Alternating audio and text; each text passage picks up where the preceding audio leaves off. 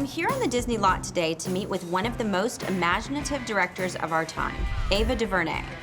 Ava's third feature film, Selma, was nominated for a Golden Globe and 2 Academy Awards. Her documentary, 13th, won 2 Emmys and was also nominated for an Academy Award. In addition to directing films, she created the hit television show, Queen Sugar. Action! Just recently, Ava and I worked together on A Wrinkle in Time. Cut, nice. Ava is the first Black female director to direct a movie over $100 million. She's a force. It's time to stand up and claim your crown. Hello. Hi, guys. Is she in there? We're matching. Oh my gosh, you look alike. How you doing? Hi, Reese. Oh my gosh, I'm so excited to see you. I'm always happy to see you, Reese. Thank you so much for doing Thanks for visiting us. Yay, where should I sit? Sit there. Okay, perfect. This is the end part of the movie making. Wow. Usually I'm with the beginning and the middle with you, but It's so amazing. yeah, all the places where we were, so cool. All the costumes. So I'm just excited to be here and hear more about like your journey as a director and how you, I mean, I was reading today about how you went from your first movie that was $50,000. Yeah. And you were like, I could either buy a house Right. or I could make a movie. Right. And you made a movie. I made a movie. And it was only 7 years ago. Yeah, it wasn't long ago. You know, on Facebook where they have these this new feature where it tells you what you posted 2 years ago. 2 years ago today was the premiere of Selma. Wow. Seems like I did that film so long ago. For me, Oh, yeah. I've done 13th, I've done Queen Sugar, I've shot Wrinkle in Time, Right. I've done so many other things, but it was only 2 years. And I remember I met you, the way we met was you had Selma coming out and I had Wild coming out. Oh, right. It was a new step for me, for sure, and I was really nervous and insecure about being a first-time producer and starring in things. And I immediately saw you and Oprah at an event, and I was like, hey, ladies. Yes, hey, I'm here too. Yeah, fellow ladies. Yeah. I was like, it made me feel more comfortable. Yeah.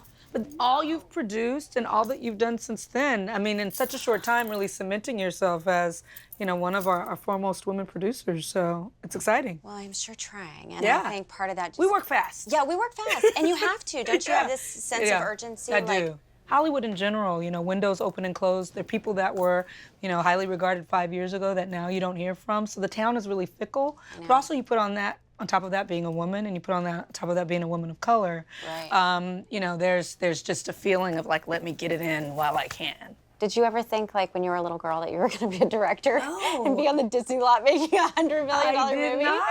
What did you think you were going to be? A lawyer. Really? Yeah, I wanted to be a lawyer when I was little. What kind of lawyer? Civil rights. Nice. Yep. I remember getting a briefcase for my 8th birthday and thinking, there it is. Few short steps from the courtroom.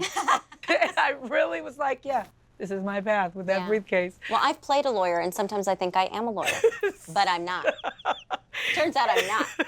People think I'm a lawyer, too. I once had to be on jury duty for something, and I was part of the jury, and everybody made me the jury foreman. I was like, I just want to be clear, people. I did not go to Harvard Law School. That was a movie, and it didn't really happen. It's crazy, I love the that. power of movies. I love it. But did you have a moment where you were like, why did you want to direct? I didn't pick up a camera until I was 32 years old. I was a publicist and I was on all kinds of sets. And one day I was on a set, Michael Mann's set, of a film called Collateral. And there were a lot of people of color in the film. And they were shooting very near to where I grew up. And I thought, gosh, I could be making this film. You know what I mean? I love this story. And I talk to these actors all the time, and I have an idea about how that blocking should go. I think he should probably walk there instead of there, but okay, if that's how you want him to walk, you know? And, you know, just had ideas for the first time on that set of I remember movie thinking, making. Jada, take off your high heels while you're running.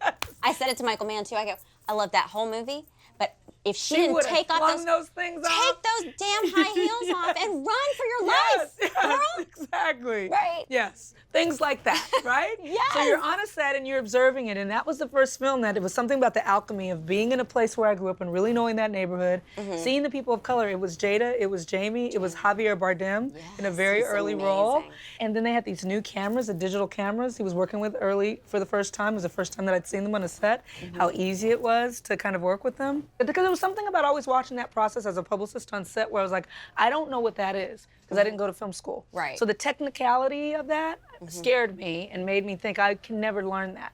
once these new digital cameras came, it's like, oh, you just push that button and let's start. And we're going. I thought, well, wow, there's a lot more to the filmmaking than the technical aspects of lenses and all of those, and gave me permission as someone who wasn't formally trained to look more closely at the more creative aspects of it that I felt, fully ready to jump into. Did you ever feel nervous to ask questions? Oh, yeah, I think it was really important when I first started to surround myself with people who I felt comfortable asking questions. Yeah, that's important. But yeah, I cobbled together that film school experience for myself. Didn't ever sit in a classroom.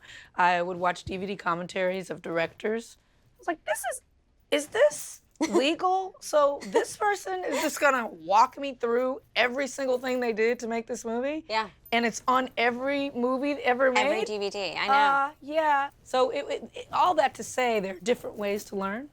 And we as women, are often taught, I think one of the big challenges in moving into new spaces is that it's put forth that the best way to achieve, that there is one way to achieve, right? It's the formal route. It's the route the guys have gone. It's the route these certain people have gone. Right. And I'm never going to be Steven Spielberg. I did not have a Super 8 camera when I was 8 years old. Right. I don't have any of that. I only had what was inside of me, and I had to be able to tell myself that's enough. Right. And to step forth with what I could get my hands on. That's incredible. That was my favorite moment on your Instagram. I am my ancestors' wildest dream. Oh, yeah. That made me so happy. That happy. was our first day of shooting our movie. And it was so emotional for me. I saw it because I wasn't there the first day, and I was like, that just says it all, doesn't it? The people that came before us, wouldn't they be shocked? Yeah, they'd be shocked. They'd be proud. Yeah, it's major. Yeah. You really are changing the way that people see the world. Wow, thank you. And I loved being on your set. It was the first time I've been on a movie set where everybody there, it was reflective of the world we live in. There were 50% women. There were people of color, LGBTQ. It was the most diverse, below the line crew that I'd ever seen in my life. That thrills me to hear. It was wonderful. And as a woman who's been in the business for over 25 years, and I started as a little girl, and I used to be the only woman in a movie, and there were no people of color. No. I would love to hear more about first of all, how you're implementing that and what you say to studios when you bring that idea to them. Yeah, well, it's a new idea, and so I have to be patient with folks in the industry, unions and studios, networks, production companies, and be aware of the fact that this is a learning process for everyone. But this is a demand. Yes. I do not work otherwise. I need to make sure that we have an inclusive set. I feel like that's the most healthy environment for optimal creativity, for me anyway. And I feel like it's something that we should be implementing industry-wide. I think the challenge is, and you may find this as well, you'll hear a lot, like, I need a woman sound re-recordist. Yeah. Oh, but there aren't any. I don't know. I don't think. Well, find one, and you find them. And they are. And they are. There's a woman in every category. There's a person of color in every category. It's true. And then there's also another thing that I've been really looking at in terms of crews as well as ageism. Yes. We have a sense of everyone kind of being, the spry, 20, 30, 40-year-old. But you have incredible people who have been working in this business for decades, who have so much to offer. That's so true. They start to kind of just fall out of favor because they're just older. So I just think when we talk about inclusivity, it's not just race, it's not just gender. There are a lot of other pieces of the puzzle, and it's the right thing to do. Talk to me a little bit about, this is important, how you met Oprah. Because I love her so much. I know. You two hit it off. I mean, You two really hit it off. I mean, of course, I'm gonna love Oprah, and I just. But she loves you too. I She just really love does. her, and getting to spend every day with her for 4 hours and just really hear her deep wisdom that she also imparted to this incredible character. Just really moved me. It really changed me in a lot in But I'm curious how y'all met. Well, I think that was a surprise for me too, is how normal she is. Just in terms of being willing to share and to talk and to give advice and to ask questions. Whenever she asks me a question, I'm like, are you asking me? Yeah. That question? She You know what I values mean? your Are opinion. you asking my opinion about anything? And so it's beautiful, and it's definitely nourishing. But I met her through our mutual friend David Oyelowo, Okay. who played Dr. King in Selma. Yes. Before he played Dr. King in Selma, he was in a very small independent film that I made called Middle of Nowhere. Yes. We made this small film in South Central for $200,000. They were making The Butler. He was playing her son. Oh, yes, okay. And he didn't really have a full grasp on the Oprah-ness of Oprah. I mean, he's a boy. Because he's English. Boy from Britain, right? So he just said, hey, will you watch this film that my friend made? And I remember when he told me that, I was like, you just said that to Oprah Winfrey like a normal person? He was like, yeah, I was just sitting in the trailer with her and I just asked her. And he's like, I said, what'd she say? She said, yeah. But she just said, yeah. So I was so freaked out. So they said, send her the link. And I remember preparing the email with the link, like double checking the link and then double checking the email address. And no, your spelling. that's not good enough. Delete, start again, like ridiculous. Dear Oprah. Hello. Hello. She watched it and she tweeted me back. Yeah, oh, wow. Saying how much she enjoyed it and good job. And so from there, we just started to be connected. The way she tells it, she had looked me up on the internet, Googled me, and saw me with my glasses and thought, that looks like a nice girl to be friends with. Aww. Thanks, glasses. And so, yeah, that's how it started. She really cultivated a friendship with me because I was too freaked out to be a normal person. So for about the first year, I was very weird. Oh, you were? Oh, yeah, she'd come into the room and she'd say hello and I'd be, hello. Like just not a normal conversation. Right. For a good year. I'd be nervous too. I was nervous when I met her. Yeah, but you're also Reese Witherspoon. But I had met her on the show and I was nervous, and then meeting her. What did you go on for? I was on for Walk the Line. Walk the Line? Yeah. And she made me cry. I had my full Oprah moment. Did you? Yes. See, that's the best. I talked about my English teacher, fully sobbed. But so she cool. does that. She like cracks you open. Wow. And there's a great, that's a vulnerability that, you know, you're in front of her, but it's also a gift she has to open people up. Yeah, I think when you sit in front of her, you realize that she's open, so it makes you want to match that in some way. For sure. So should we go maybe see some? Yeah, let's go. I want you to show me something. I want to be surprised. My next session is sound editing. Let's go. Excellent. Prepare yourself for my terrible driving. Reese is gonna drive the golf cart. Literally, my kids make fun of me. They're like, Mom, you're the worst driver ever. So do you know where you're going? I think I know this lot really well because I used to work here. When I was in high school, I did an internship on the Disney lot when I was 17 years old because I wanted to learn more about my business. You were a star by then. You were an actress. I was an actress, but I wanted to learn more. So one year I did an internship with Carl Franklin on Devil in a Blue Dress. On a Denzel Washington movie, which was super fun. Great filmmaker. And I learned so much. But I love that you wanted to know more. You were already acting. That could have been all, but you, even at that time, were curious. I've always been a really, like, curious person and a huge nerd. Oh. Cool. So you're doing your sound editing here? Yeah, all the sound mixing and sound Okay, design. So come on into the sound mix stage. Wow. This is our sound stage. Hello. Hi, Ava. How are you? Hi there. Hey, I'm Reese. Good to see you again. Reese, Doug, Parker. Hey, Doug. Hey, How are you? how you doing? Good to see you. Julie Pierce, my longtime music editor. Aw, Yes, this is so yes. exciting. So we're going to look at a little bit of how we put all of the sound pieces great. together. Perfect. The dialogue with the effects with the music. Okay. Yes. Awesome.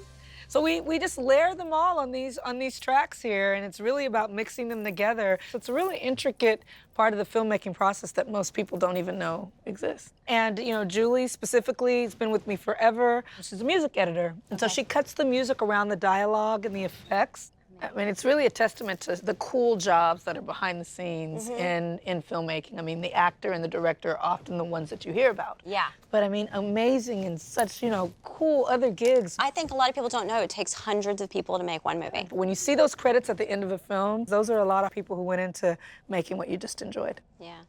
All right, you guys ready to go? Yes. Yeah. Imagine 91 billion light years traveled like that. It's so exciting to see everything put together. Ava has such an amazingly strong vision, and the way she sees the world is so specific. It's incredible to see her bring all of that creativity to the screen. Yeah! Oh my gosh, that's amazing. So good. Thanks so much for Thank sharing, you. guys. Appreciate This is you. awesome. Yeah, Yay. thanks. So nice meeting you. Okay, do I get to ask you about your Barbie? Oh, my Barbie. You have a Barbie. Well, I had a Legally Blonde Barbie, but you had a Barbie that was like about you. It was pretty cool. This is so amazing. Did you have to pick your outfit? Yeah, they let me pick my outfit. Oh my God. Yeah, yeah. They gave me my little director's chair. I love that. But I think the main thing is the representation of like girls seeing different jobs, different things that are possible. I think so too. You know? Hi there. Hi, y'all. Hi. How are you? It's so cute when I see little girls like out auditioning and stuff. That was me when I was little. And I had some really nice female executives who would take me to lunch and really mentor me. Yeah, they were really nice to me. I saw some kind of good, a light in you. You really encouraged me to be very ambitious, which is awesome. Very good. Okay.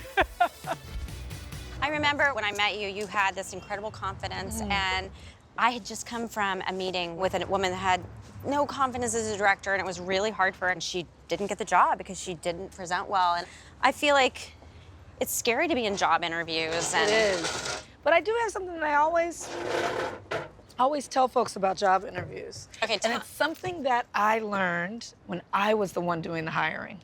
When I became the one doing the hiring, and I would wake up in the morning thinking, oh, please let one of these 5 people I want to see be the one who's going to help me and fill that job. Okay. And so when you go into a job interview, they want to hear you be the one. Yes. Right?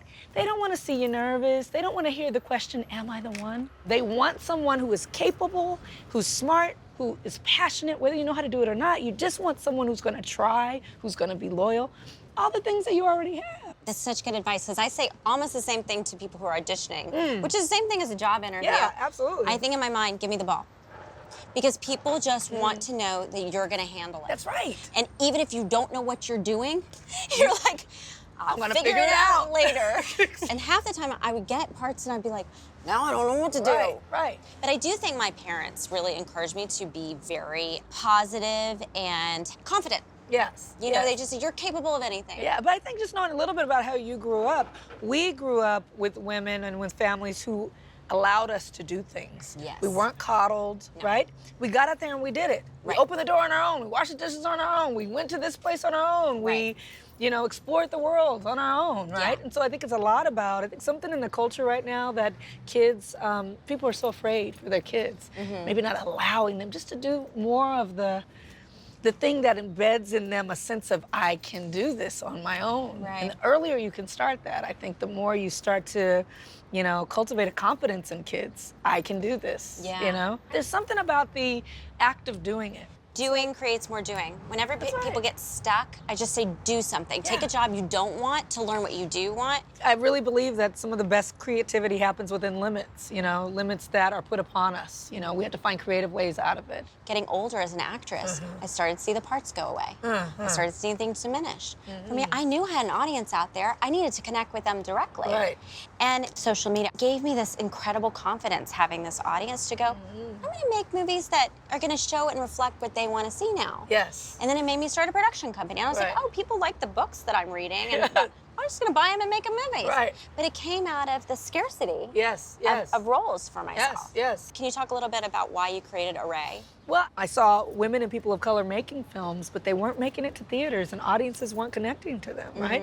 You'd hear about films that went to Sundance and went to all these film festivals and they would never And show then up in the what? theater, Right. And these are the spaces where the most women and people of color were making films, but they weren't connecting with audiences. And so that's what Array is. It's to say, this is the work of women and people of color. You all are audiences that want to see, audiences of all kinds, that want to see different images, different stories. We'll be the connector and to put you two together. So we distribute films. We create events like the one where we bring a great filmmaker, Julie Dash with Daughters of the Dust, and we connect you to an audience that isn't familiar with the work. Yeah. I mean, we do that all around the country, and we've been doing it going into our 10th year. Wow. Yeah. That's amazing. So what I'm really interested in is like the place that we are, where we are able to make films and really having a challenging time finding people to make the films with us. Right. So I'm really interested in exposing more communities of color, communities of women to all of the jobs below the line. Yes. And just to talk about sort of cultural change in our business, obviously there's a lot going on with harassment and abuse. Yeah. I think the change with anything, even as I study the civil rights movement with Selma or the criminal justice system with 13th, all change starts from awareness. So what we're going through right now is a really painful awakening. It is painful. It is. And it's happening not just in the entertainment industry. It might have started with us with a very high profile case, but now you see it careening through our society in every space, politics, sports, you know what I mean, fashion, tech world, finance, publishing. Everyone is coming to terms with this and reckoning. There's a reckoning that's happening. And I think that that's the first layer of it. The next layer is to make sure that it is not just a trend, or just a hashtag. Or a hashtag. So it's about the systemic, you know, really investigating and exploring what is the systems, what are the foundations that have allowed this to flourish. And challenging institutions to do better. Absolutely. And raise awareness. And I think it's finally time that people are allowed to speak up and be heard and matter. That's right. And feel valued. That's right. Absolutely. Absolutely. But we know there's a history of protest and resistance, and whether it's marches or boycotts, you know, that these things really work. And so I think right now we're at a time where people feel afraid and hopeless in some ways and powerless with so many shifts in the political spectrum and in our culture. But what we do have is our voice. And so we just have to encourage each other to keep speaking up. I think art is the antidote too. I do too. Well, thank you so much for doing this, Ava. You're such a huge inspiration to me. I always love sitting with you and just think the world of you. So thank you for this. All right. I know you've got to get back to editing, but thank you. Back to the editing room. Yes. You can just walk straight to visual effects. Literally, I am. It's in that building. Do you want me to drive you over there? I'm good. In a golf cart?